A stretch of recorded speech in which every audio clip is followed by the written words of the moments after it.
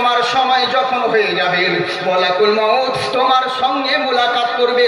কেন মোলাকাত করবে? আল্লাহ, আমার আল্লাহ পাক বলে, বান্দারে ফালাউলা ইজা বালাগাতিল হুলকুম ওয়া আনতুম হিনা ইজিন তানজুরুন, তোমার নিঃশ্বাসটা যখন হুলকুমে এনে ঠেকাবে, সেদিন তুমি অসহায় হয়ে যাবে, নিরুপায় হয়ে যাবে। ইচ্ছে করলে বলার শক্তি থাকবে না, ইচ্ছে করলে চলার শক্তি থাকবে না, সেদিন তুমি নিরুপায় হয়ে যাবে। কিন্তু জেনে রাখো, এই জন্যই নিরুপায় হবে। কুল্লু নাফসিন যায়কাতুল মউত, পৃথিবীর বুকে বহুত মজা চেখেছো, পৃথিবীর বুকে বহু জিনিসের স্বাদ গ্রহণ করেছো, একদিন তোমাকে মরণের স্বাদ গ্রহণ করতে হবে। এর লেগেই আল্লাহ বলেন, বান্দারে ফালা তামুতুন্না, তোমরা ততক্ষণ পর্যন্ত মরো না, ইল্লা ওয়া আনতুম মুসলিমুন, ততক্ষণ পর্যন্ত মরিও না যতক্ষণ পূর্ণ মুসলমান না হতে পারবে। কি বললেন? মন দিয়ে শুনুন। আল্লাহ বলেন যে মুক্তি হয়ে মরো, বড় বক্তা হয়ে মরো, এটা বলেননি। বড় মুহাদ্দিস, বড় আলেম মাওলানা হয়ে মরো, আল্লাহ এটা বলেননি। আল্লাহ বললেন ব্যাংক ব্যালেন্স হয়ে মরো, এটাও বলেননি। আল্লাহ বললেন ওয়া আনতুম মুসলিমুন, মুসলমান হয়ে মরো। কিন্তু আমরা যতজন এখানে রয়েছি সবাই মুসলমান। মুসলমান কে হবে? ওম দুর্গেশ্বরী মহালক্ষ্মীপুর বিদয়হা, ওম শাহা সুদা মাহে হেরি চর্চ নমস্তুতে। পৃথিবীর বুকে থাকাকালীন হে বৎসরা, যদি দুনিয়ার বুকে মনে করো আমি এক আল্লাহর উপাসনা করব, যারা আল্লাহর সান্নিধ্য পেয়েছে, যারা আল্লাহর উপাসনার সান্নিধ্য লাভ করেছে এবং হেরি চর্চ নমো নমঃ যার চর্চা করেছে, যার গুণগান করেছে, ওই জেনে রাখো ওই বান্দা কখনো কোনোদিন বিফল হতে পারে না। ও সব জায়গায় সাফল্য হবে, ও সব জায়গায় লাভবান হবে। ওম গুরু মূর্তি ধ্যান মূলম পূজাতনম, ওম পূজেশ্বরী ভগবান আদিপিয়ন্তি। পৃথিবীর বুকে জেনে রাখো, যদি মনে করো কল্যাণময় জীবন যাপন কাটাবো দুনিয়া এবং আখিরাতে, তাহলে কোনো মোল্লাকে ফলো করে নয়, আব্দুল্লাহর বেটা রাসূলুল্লাহকে যদি ফলো করো, এখানেও কামিয়াবি হবে, ওখানেও স্বর্গ পাবে। আল্লাহ রাব্বুল আলামিন বলে, বান্দা শোনো, পৃথিবীর বুকে থাকাকালীন ততক্ষণ পর্যন্ত মরো না যতক্ষণ পর্যন্ত পূর্ণ মুসলমান না হবে। এবার মুসলমান কেমন? মুসলমান যে হবে অন্যায় করতে পারে না, মুসলমান যে হবে সে কখনো তার দ্বারায় অন্য জাতি আঘাত পেতে পারে না, যে মুসলমান হবে তার দ্বারাই অপরাধ হতে পারে না। মুসালযুক্ত ঈমান, যার পাক্কা সাচ্চা ঈমান রয়েছে, তারাই প্রকৃত মুসলমান হয়েছে। কিন্তু জেনে রাখো, মুসলমান এমনই একটা জিনিস, আমরা কেমন মুসলমান আর তারা কেমন মুসলমান। লোকে বলে হুজুর মুসলমানের উপরে অনেক অত্যাচার হচ্ছে। কে বলেছিল বে যে মুসলমানের উপর অত্যাচার হচ্ছে? আগে খুঁজে দেখ ওরা প্রকৃত মুসলমান কিনা। নামকে বাঁচতে মুসলমান হলে হবে না। আমার বহু পুরাতন ডায়লগ বারবার বলি, এখনো বলছি, আমরা শুধু নামের মুসলমান, চোখে দেখতে পাই না। নাম ভালো, নজর আলী, ভালো কথা কাউকে বলে না, নাম আদর আলী। যার বাপ কোনোদিন সোনা চোখে দেখেনি তার নাম সোনালী। যার রূপের কোনো বাহার নেই তার নাম রূপালী। যার গায়ের গন্ধে এক মিনিট পাশে বসে কেউ থাকতে পারে না গন্ধের জ্বালায়, তার নাম আতর আলী। রাত 10টার পরে কুকুরের ভয়ে বেরোই না, তার নাম বাহাদুর আলী। আমরা শুধু নামকে বাঁচতে মুসলমান বলে মিয়া খাই, আর মধ্যে মাঝে জুম্মা জুম্মা মিস কল মারতে যাই। কিন্তু কেমন মুসলমান ভাই চিন্তা করুন, কেমন তারা মুসলমান ছিল আর আমরা কেমন মুসলমান চিন্তা করে দেখুন। যখন হিরাক্লিয়াস বাদশাহ রোম রাজ্যের মধ্যে যখন গদিতে বসানো হলো, গদিতে বসার সাথে সাথে চিন্তায় পড়ে গেল, কি ব্যাপার রে, তখনকার শহরের মধ্যে একটা আভিজাত্য শহর ছিল যার নাম হলো রোম। আর এরই লেগে কোরআনে একটা সূরা রোম রয়েছে, রোমের নামে একটা সূরা পর্যন্ত রয়েছে। এবার রোম দেশে হিরাক্লিয়াস বাদশাহ যখন গদিতে বসলো, গদিতে বসার সঙ্গে সঙ্গে চারিদিকে এলান করে দিল, একটা কাজ করলে। বলে কি হুজুর বলুন? বলছে একটা জিনিস ভেবে পাই না। বলে কেমন করে? বলে যেই দিকেই যাচ্ছি সব দিকে শুধু মুসলমানের জয় জয়কার হচ্ছে, মুসলমানের রবরাবা হচ্ছে। কেন হচ্ছে এটা বুঝতে পারছি না। আমাদের লক্ষ লক্ষ ডলার খরচ খরচা করে আমাদের এত সেনাবাহিনী রাখা হয়েছে, আমাদের এত সেনাবাহিনী, আমাদের এত সৈন্য রয়েছে, এত হাতিয়ার রয়েছে, বল্লম রয়েছে, অথচ যুদ্ধের ময়দানে মুসলমানদের কাছে, ওদের কাছে তো কিছু দেখছি না। আবার যারা যুদ্ধে করতে আসে ওরা তো রোগা পাতলা দুবলা লোক, অথচ প্রত্যেক জায়গাতে মুসলমানরা কেন জয়লাভ করে? কিসের জন্য জয়লাভ করে? একবার ভাবতে হবে। গোয়েন্দাকে পাঠানো হলো, একবার ভালো করে চেক করে আয় ওরা কেন সব জায়গায় জয়লাভ করে। এবার করলোটা কি? গোয়েন্দা চলে গেল, একদিন হয়ে গেল, 2 দিন হয়ে গেল, আল্লাহ আপনাদেরকে আবাদ রাখুক, একদিন 2 দিন করতে করতে 3 দিন হয়ে গেল। এবার 3 দিন পরে যখন ওই গোয়েন্দা রাজার দরবারে হাজির হলো, রাজা জিজ্ঞাসা করছে কি ব্যাপারে, কি খবর নিয়ে এসেছি? বলে হুজুর আর বলবেন না। বলে কি হয়েছে? বলে মুসলমানদের সঙ্গে কখনো লড়াই করবেন না।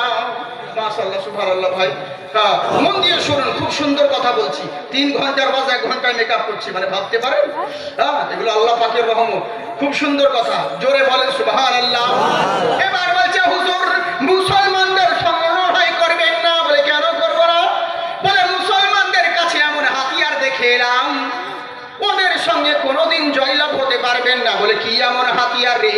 ময়দানে, যুদ্ধের ময়দানে তো দেখি সেরকম কিছু থাকে না, সামান্য খেজুরের ডাল, কাউরে কাছে ভাঙা টাঙা চাকু টাকু এসবগুলো থাকে, যেগুলোর সবজি কাটা হয়। আবার ওদের কাছে কি এমন হাতিয়ার রয়েছে? বলে হুজুর আর বলবেন না, ওই হাতিয়ার কোনো মানি হাতিয়ার নয়, কোনো জ্ঞানী হাতিয়ার নয়, কোনো নামি দামি হাতিয়ার নয়, ওই হাতিয়ারটার নাম হলো ইমানি হাতিয়ার। ওদের ইমান মজবুত রয়েছে।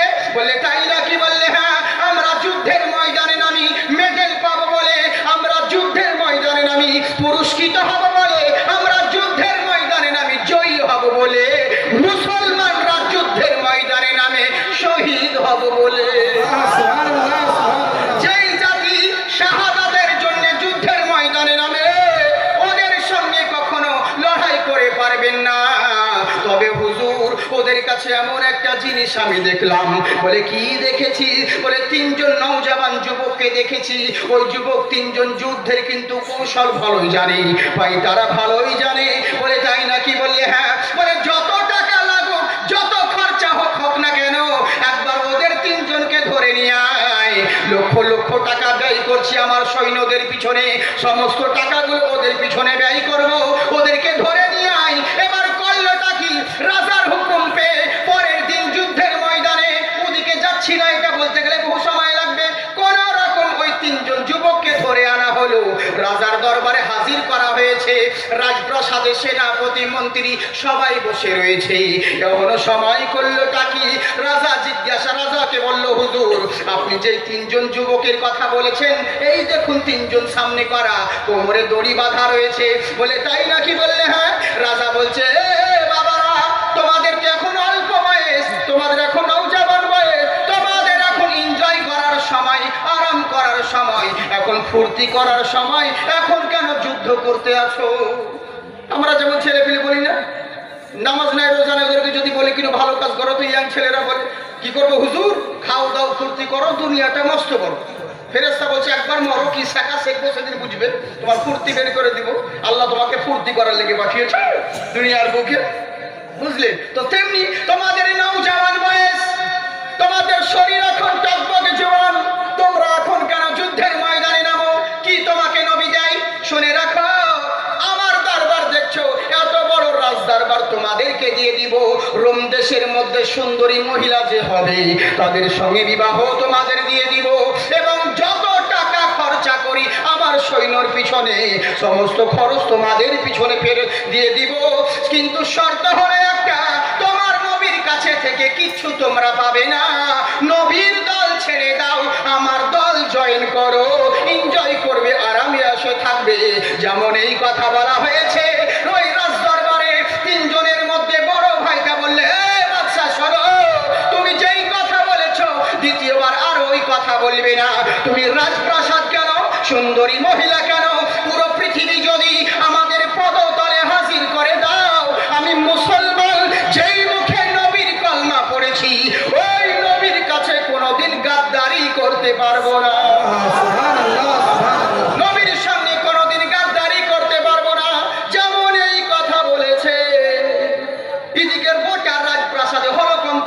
হয়ে গেল। কি ব্যাপার রে? রাজার সামনে একটা উঁচু গলায় কথা বললে তার গর্দন আলাদা করে দেওয়া হয়, আর এই বাচ্চারা আঙুল দেখিয়ে বাদশার সামনে কথা বলছে। আপনি জানেন বাড়ির মালিকের থেকে চাকরের গরম বেশি হয়, গাড়ির ড্রাইভারের থেকে খালাসির পিকআপ বেশি হয়, তো তেমনি রাজার চাইতে সেনাপতির গরম বেশি। ও বলছে হুজুর একবার হুকুম করুন, এর গর্দন আলাদা করে দিব। বলে দাঁড়াও, এই বাচ্চারা তোমরা কি এমন কথা বলছো? আজ যদি এক্ষুনি আমি হুকুম করে দিই, আমার সৈন্যরা তোমার গর্দন আলাদা করে দিবে, কিন্তু তোমরা নতুন যুবক ছেলে, তোমাদের বুদ্ধি কম, তোমাদের নবী তোমাদেরকে শিক্ষা দেয়নি বড়দের সঙ্গে কেমন করে কথা বলতে হয়, বাদশার দরবারে কেমন করে কথা বলতে হয়, তোমার নবী এই শিক্ষা দেয়নি। যেমন এই কথা বলেছে, ওই যুবক বলে উঠলো, আরে এই বাদশা, তোর কাছে কিসের সার্টিফিকেট নিতে হবে? আরে তোদের সার্টিফিকেট মুল্লারা দেয়, আমার নবীর সার্টিফিকেট মহান আল্লাহ দেন। তোর কাছে সার্টিফিকেট নিতে হবে? তোদের সার্টিফিকেটও তারা দেয় যাদের নিজের ক্যারেক্টার ঠিক নেই, তারা অন্যের ক্যারেক্টার সার্টিফিকেট দেয়, আর আমার রসুলের ক্যারেক্টার সার্টিফিকেট মহান আল্লাহ দিয়েছেন, আর তোর কাছে শিখতে হবে? যেমন এই কথা বলেছে, গোটা রাজপ্রাসাদে হুই হুই আরম্ভ হয়ে গেছে। এরা বলছে কি করা যাবে হুজুর, এদেরকে মেরেই দেন। বলে না, অফার দিয়েছি। বলে শোনো, তোমরা যুবক ছেলে, তোমাদের এখন ব্রেন রক্ত গরম, এখন ডিসিশন নিতে পারছো না, 3 দিন সময় দেওয়া হলো, 3 দিন পরে আবার রাজপ্রাসাদে হাজির করা হবে, 3 দিন পরে জিজ্ঞাসা করব, তখন তোমরা রায় দিবে আমার কথা মানবে কিনা, নবীর দল ছাড়বে কিনা। আপনি আমি যদি হতাম তাহলে কি করতাম? এত বড় অফার ছাড়তে? মুসলমানের একটা বিড়ির জন্য ইমান বদলিয়ে দেবে, এত বড় অফার ছাড়তে? হ্যাঁ, হাইরে হাইরে মুসলিম, বুঝলেন? একটা বিড়ি লেগে তো এরা সব কিছু শেষ করে দেবে। একটা বিড়ি দিলে যথেষ্ট, 1 কাপ চা আর একটা বিড়ি দেন, দেখুন ওকে একবার করে 1000 বার যা বলা করাবে সব বলবে। এই তো হচ্ছে মুসলমান। আমরা নামকে বাঁচতে মুসলমান। শুধু ছেলেদেরকে বললে হবে না, এই জালসাতে মা বোনেরা পর্দাতে আছে ওরা, হ্যাঁ ওরাও শুনছে মনে হয়, হ্যাঁ যেহেতু টেলিকাস্ট চলছে, শুধু ছেলেদেরকে দোষ দিলে হবে না, ওরাও তাই, ওরাও তাই, মা বোনরাও তাই।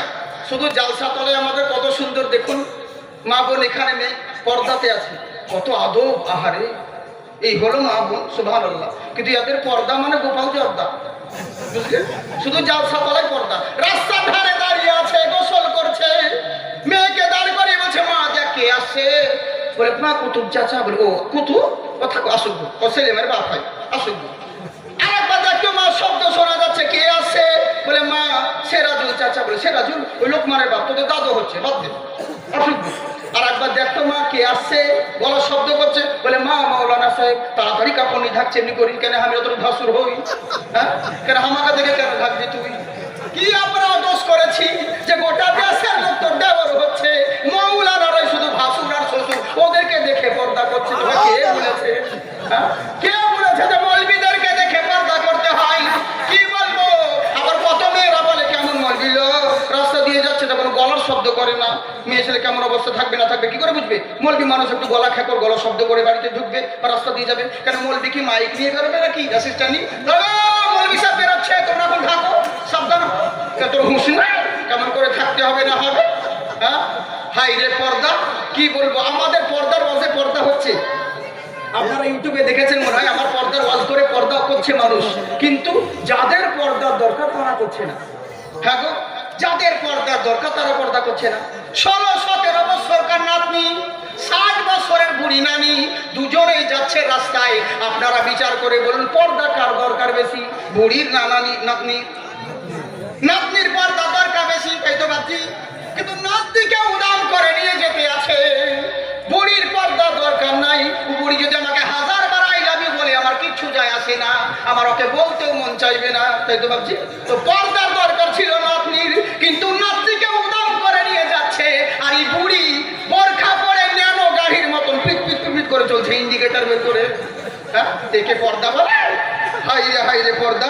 মা বোন তোমরা শুনলে পরে রাগ করো না, তোমাদের কথা বলছি না, ও আমাদের দিকের মেয়েদের কথা বলছি। তোমরা তো ভালো গো, জি তোমাদের কথা বলি, ও আমাদের দিকে মেয়েদের কথা বলছি, তোমরা ভালো মানুষ। তো কি বলবো বুঝলেন, মুসলমান আমরা শুধু নামকে বাস্তব হয়ে গেছি। ইসলামিক চাল চরিত্র যদি আমাদের ঘরের ভিতরে থাকতো, কোনোদিন এই অবস্থা হতো না, এই দৃশ্য আমাদের কোনোদিন হতো না। এরই জন্য তো বলে আকিদত नहीं है तो कुछ भी नहीं है, मोहब्बत नहीं भी नहीं है। सुभान अल्लाह बोलें। अकीदत नहीं है, मोहब्बत नहीं है, अकीदत नहीं है तो कुछ भी नहीं है। अकीदत नहीं है, अकीदत नहीं है तो कुछ भी नहीं है, मोहब्बत नहीं है तो कुछ भी नहीं है। अगर दिल में इश्क़ रिसालती नहीं है, अगर दिल में इश्क़ रिसालती नहीं है, दौलती नहीं है तो कुछ भी नहीं है। सुभान अल्लाह। बहुत সুন্দর কথা, দেখুন ইমান তাজা হয়ে যাবে। লোয়াবে দেহান আপনা কান ডালা তো সারে সাহাবা সিকম হো কে খায়া। সুভান আল্লাহ। লোয়াবে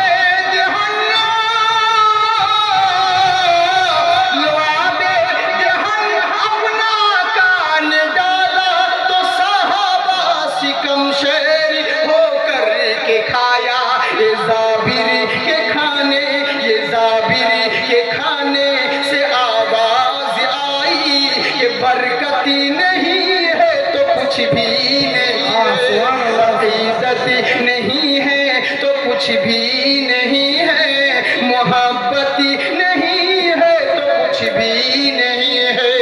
माशाअल्लाह। मोहब्बतेर संगे শুনুন, ইসলামিক চরিত্র যদি আমাদের মধ্যে থাকতো, কোনোদিন স্বামী স্ত্রী বলুন, কোনোদিন বাড়িতে বলুন, কোনো জায়গায় অশান্তি হতো না। কিন্তু কেমন দেখুন, আমরা তো শুধু নামের মুসলমান হয়েছি, কিন্তু কেমন মুসলমান চিন্তা করে দেখেছেন?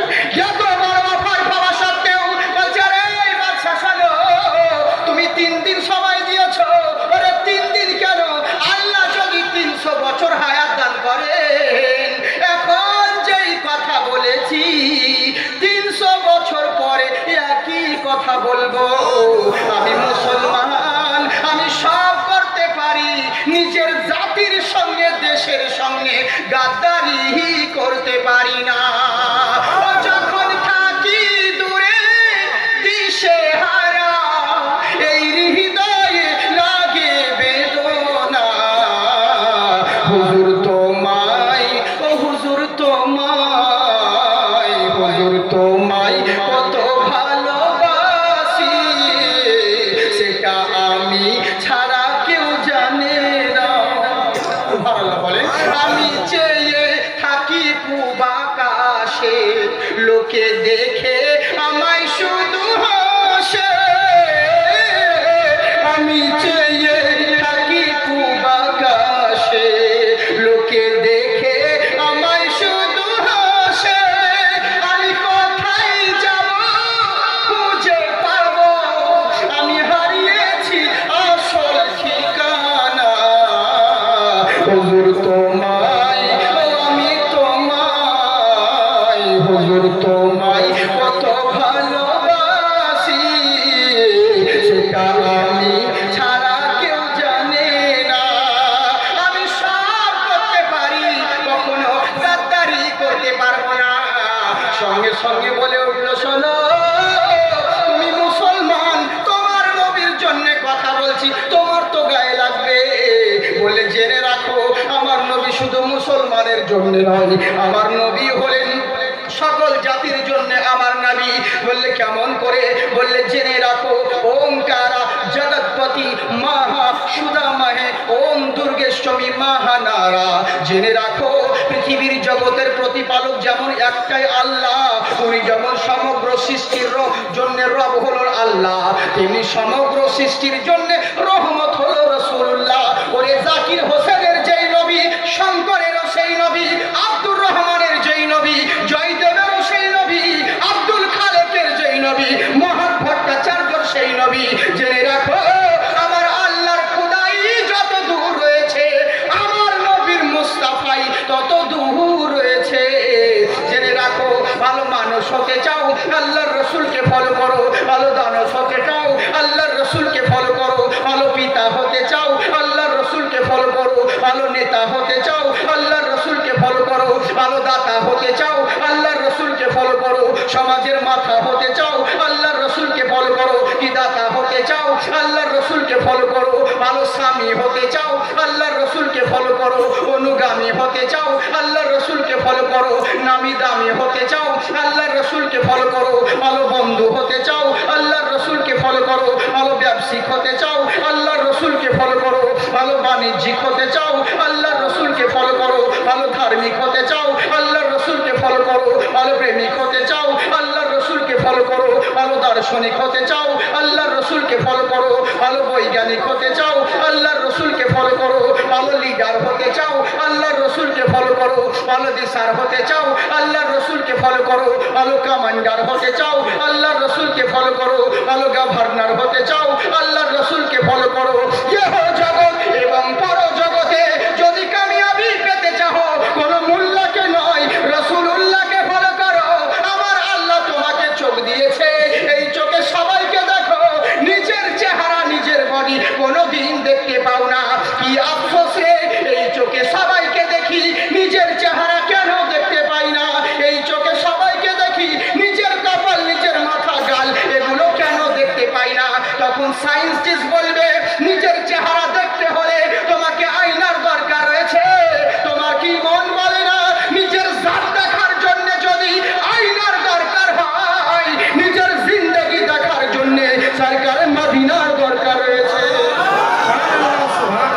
তাই আমার আল্লাহ রাব্বুল আলামিন বলে বান্দা শোনো, পৃথিবীর থাকাকালীন আল্লাহ আল্লাহ রসুলের মতে চলার তো চলো, কারণ দুনিয়ার বুকে যতদিন তোমরা রবে তাই জেনে রাখো নবীর ওয়াফাদার হয়ে থাকো।